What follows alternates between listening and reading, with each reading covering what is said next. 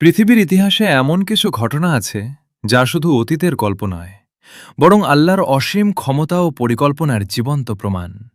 আজ আমরা জানব এমন এক ঘটনা যেখানে একটি স্বপ্নে কেঁপে উঠেছিল মিশরের সিংহাসন।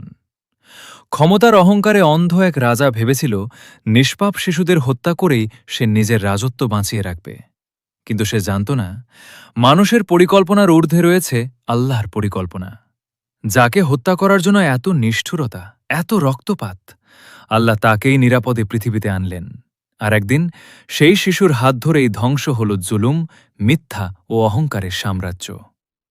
এটি শুধু ফিরাউনের দুঃস্বপ্নের কাহিনী নয়, এটি সত্যের বিজয়, ধৈর্যের শিক্ষা এবং আল্লাহর অটল ও নিখুঁত পরিকল্পনার এক বিস্ময়কর ইতিহাস। চলুন শুরু করি ফিরাউনের দুঃস্বপ্ন এবং হযরত মূসা আলাইহিসসালামের জন্মের সেই হৃদয়স্পর্শী ঘটনা।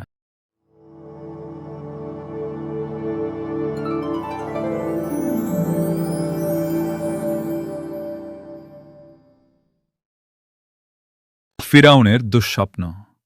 একদিন ফিরাউন স্বপ্ন দেখল জেরুজালেম থেকে একটি আগুন এলো। এতে মিশরের সবকিছু পুড়ে যাচ্ছে, কিন্তু ইসরায়েলিদের কোনো ক্ষতি হচ্ছে না। ফিরাউনের গণক বলল, এই স্বপ্নের মানে ইসরায়েলি বংশে এমন এক শিশুর জন্ম হবে যে আপনার রাজত্ব ধ্বংস করবে। এ কথা শুনে ফিরাউন বলল, আমি ইসরায়েলি বংশে জন্ম নেওয়া সব ছেলে শিশু হত্যা করব আর মেয়েদের দাসী বানিয়ে রাখব। কিন্তু দরবারের লোকজন বলল, সব ছেলে শিশু হত্যা করলে তো ইসরায়েলিরা নির্বংশ হয়ে যাবে, তখন আমাদের সেবায়ত্ন করবে কে?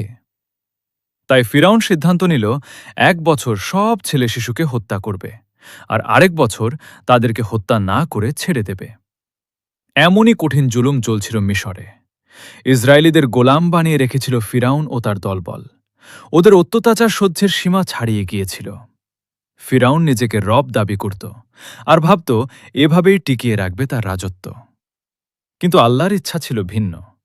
আল্লাহ চাইলেন দুর্বল ইসরায়েলিদের প্রতি দয়া করবেন আর ওদেরকেই জমিনের রাজত্ব দেবেন। তাই আল্লাহ 2 জন রাসূল পাঠালেন। একজনের নাম হারুন আলাইহিসসালাম, আরেকজনের নাম মূসা আলাইহিসসালাম। যে বছরে কাউকে হত্যা করা হতো না, সে বছর জন্ম নিলেন হারুন। তিনি ছিলেন মূসা আলাইহিসসালামের বড় ভাই। আর যে বছর ছেলে শিশু হত্যা করা হতো, সে বছর জন্ম নিলেন মূসা আলাইহিসসালাম। ঘটনাটি তাফসিরে তাবারি 1/548 থেকে 549 অনুসারে সাজানো হয়েছে। يا نفس كم ضيعت عمرا في العتاب تلهثين خلف سراب فوق رمل من عذاب امسيت